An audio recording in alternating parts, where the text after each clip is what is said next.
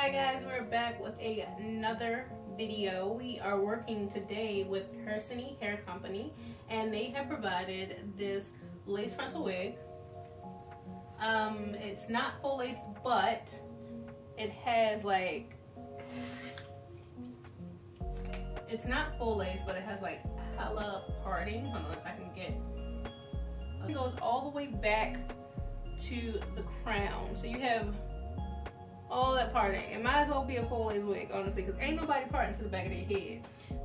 The wig is approximately 18 inches and it's just in a natural black color. Here is the information for the company and for the wig. Once again, that's Sanny Hair Company. You guys can check them out at their website below. On the back of the info card is the care tips for the hair. So it tells you how to wash it, care for it, store it, style it, all that good stuff. So let's get into the video. So I'm not exactly sure what I want to do with this hair, but I do know that we need to do our usual plucking and our usual bleaching.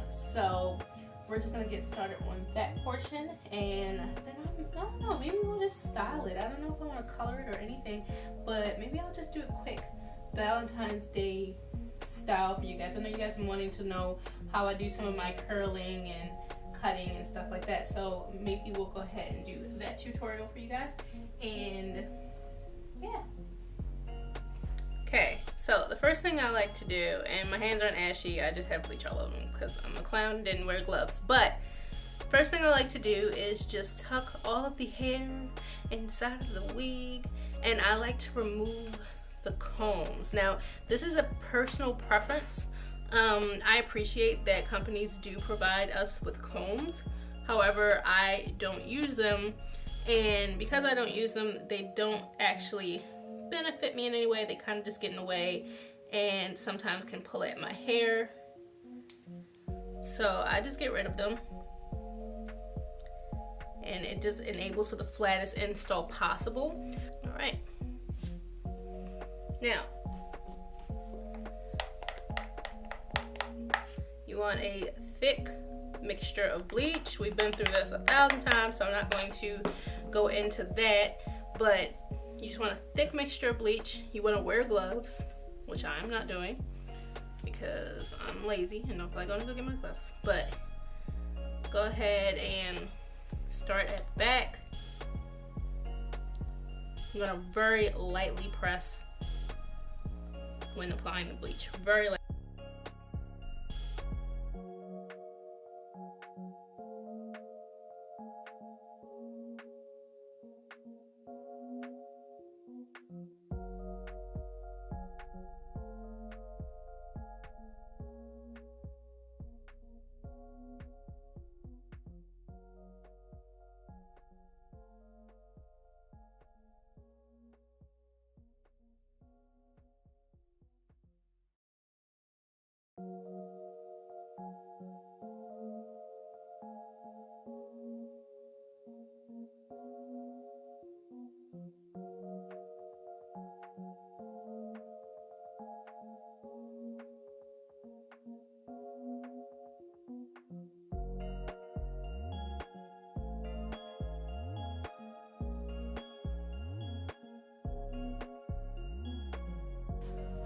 Alright guys, so here is the lace after going ahead and bleaching the knots.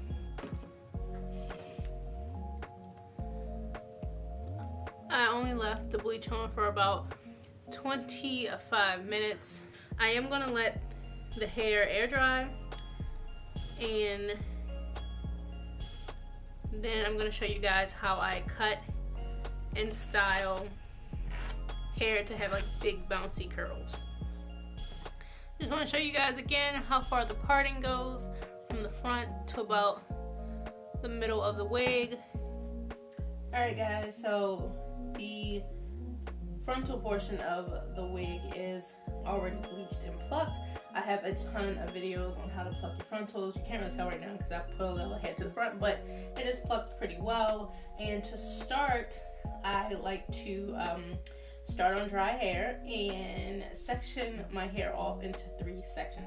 Now that just helps to work with the hair a little bit better. We're actually going to be working on these two back sections simultaneously, so I'm going to show you guys how we do that. Okay, so for the first portion of this tutorial, which is just the cutting portion, you're just going to need a rat tail comb and some good hair cutting scissors.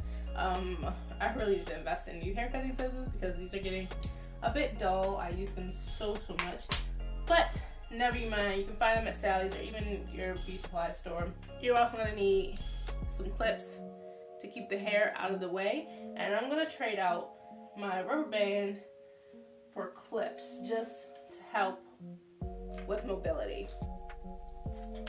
Now the density of this wig is low relative to the bundles that I use. I typically use 3 to 4 bundles. The density of this wig is probably about 2 bundles, so that'll make it a lot easier with cutting, but it also means that cutting will be necessary because you're going to need more bounce and movement than you would if you had more hair. So you're going to need more voluminosity. In order to get that, you're going to need the hair to be more lightweight and bouncy and movable. So you're going to have to start cutting some of these ends. Now, when your ends look like this, the ends aren't bad, like they're not dry, it's just the hair itself is dry because it's blow dry. But when your ends kind of taper off like this, you're gonna find it hard to get a good curl. It's just, in my experience, my curls do not last when the ends are tapered off. I don't know what it is, but they aren't bouncy, they aren't big and Instagrammy, and it's because you have to take some of that weight off the ends. So I'm gonna do about two tracks worth to start. And you're just gonna clip the rest up out of your way. Make sure you're combing through so that the hair is completely straight. And what I like to do is, once I get to a place where it starts getting thinner, like if you hold the hair completely taut, you can actually eyeball right where it starts getting thinner, and that's where you're gonna cut. My personal technique that I like to do is use my fingers as a guide, and what I'm gonna do is cut in triangular motions. So I triangle, go back down, triangle, go back down, triangle, go back down, triangle, and go back down, triangle. Now, what that does, it seems like it would be making it like raggedy, but what that does is make it completely weightless. Now, I've seen different methods of cutting. I've seen people cut upwards, like actually go up and cut and cut and cut and cut. That's not my personal preference because I think it creates more split ends than necessary. So I personally just like to do a triangle method. So triangle and triangle. So don't worry about it being too blunt. Don't worry about your hair looking staircasey, like staggering down. It won't look like that as long as you cut in that triangular fashion. Like I was saying, you're going to be working back and forth because you want your hair to be the same length. So go ahead and cut across right where you stopped over at the first half. You're going to do the same thing with this half. You're going to make sure you're stopping around the same cutting point.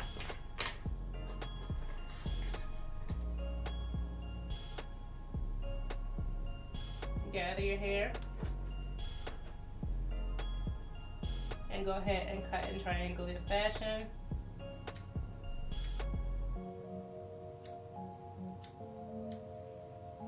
And now I'm going to do both at the same time and make sure that all the ends are the same length. And the reason why I sectioned the frontal off is because I cut that in a different way. I don't cut that up horizontally, I cut that going across. So I guess this would be vertically actually. Here I cut going up, and then over the frontal I cut going across, but I'm gonna go ahead and speed up this part, and then I'll be back to talk you guys through doing the frontal.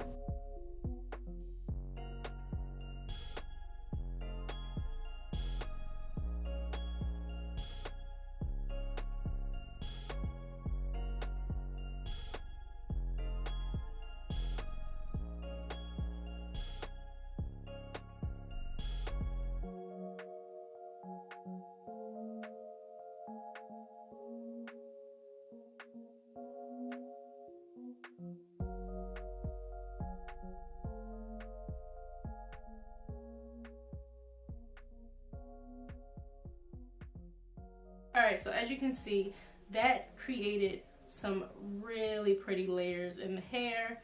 Well, I'm hoping you guys can see that, but let me see if I can turn it to the side.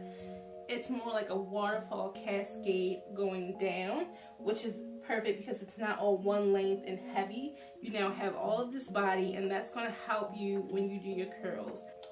And basically what I like to do is, again, go ahead and split this into halves just to make it more manageable.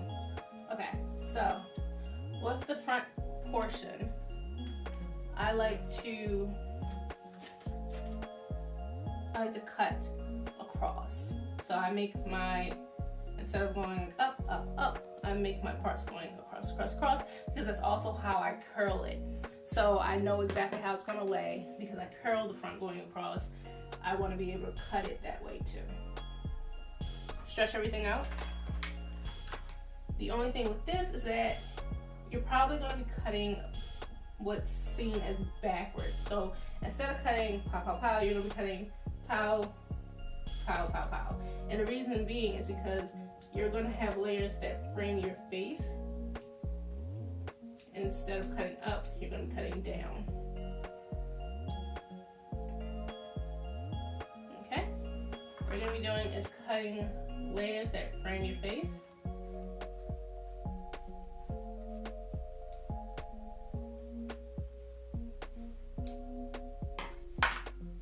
So in a way, you're just kind of going to be dragging the scissors across the lightest or thinnest portions of hair. You know what I'm talking about? It's basically like you dragging the scissors.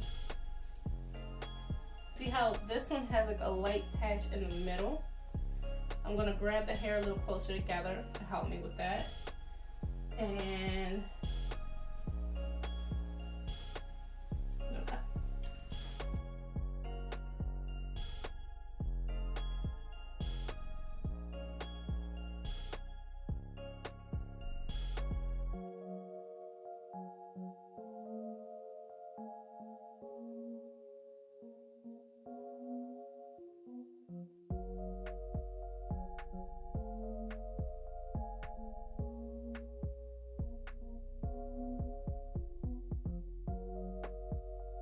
happens when we do a deep side part, making sure all the hair kind of cascades and waterfalls in a good motion.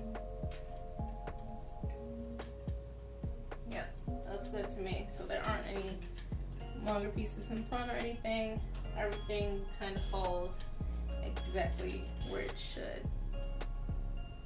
And that is going to really help with the next portion of the video, which is when we do the curling. So if you want to see how I do my curling and pinning up of my hair, then go ahead and stay tuned. So the first thing I like to use when curling my hair is the Ion Heat Protectant Smoothing Spray. I did the same thing I did with cutting it. I split it into 3 sections, crown and 2 back sections. And this time, instead of working simultaneously, I'm only going to work on 1 back section at a time because I don't need to make sure they're even. I'm just going to spray very lightly. I'm standing a little bit away from the actual hair to do this. This stuff can make your hair very greasy very quickly, so I tend to only do like 3 to 4 sprays. You don't want your hair to be heavy, and you don't want crap ton of product in it. Take a flat iron comb and very quickly run my electric hot comb through. This just gets the roots, really. I'm not really trying to straighten the hair. I'm just trying to make sure there are no like bumps in the roots. Take my Conair 1.5 inch curling iron. It's super huge, but this is what I get to get those big voluminous curls. Basically, it's on the highest setting and it's on turbo, so when that little green light is on, you know it's super duper hot. This thing gets super hot. Now I'm going to curl under.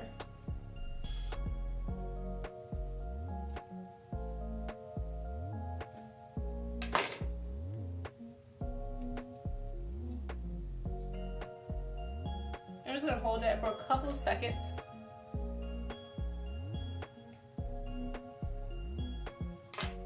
I'm gonna let it go, towel, hold it in my hand. You want to hold it in your hand while it cools. It's going to be super hot, but don't let it fall. And then I'm just going to go ahead and clip that up with a duckbill clip. Just like that.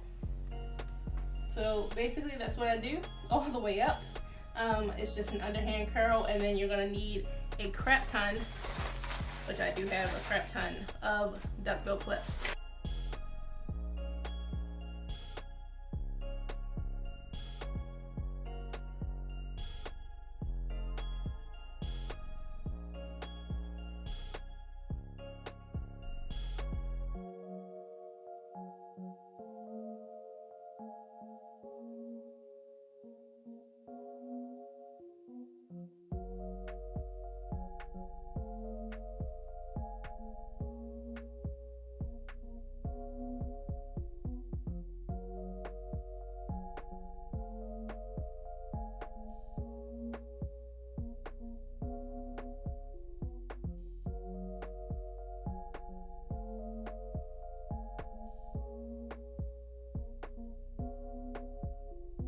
Okay, so for the front portion, we're going to do the same exact thing. 3 to 4 sprays.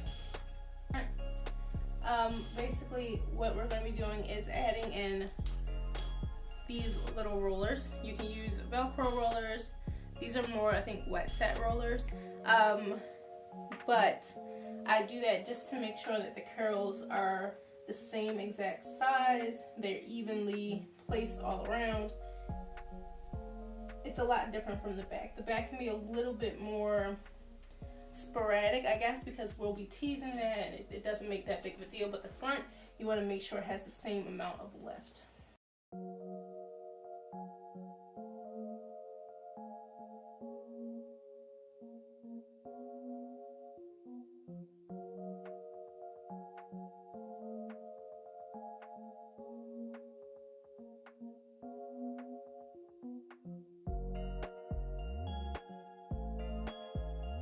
Once all of the hair is rolled up and it is setting, it is cooling down, I am going to just hit it with a generous amount of hairspray so it knows who's boss. That's a lot of hairspray, guys, but hey. Generous amount of hairspray, and I let that usually sit overnight. Probably won't be letting it sit overnight today because I do intend on wearing this wig today. But I am going to let it sit for a minimum of about an hour and a half, just so that it can go ahead and kind of mold to these curls. So we'll come back in a little bit and I will show you how I kind of brush it out and then style it and set it so that it's ready to wear.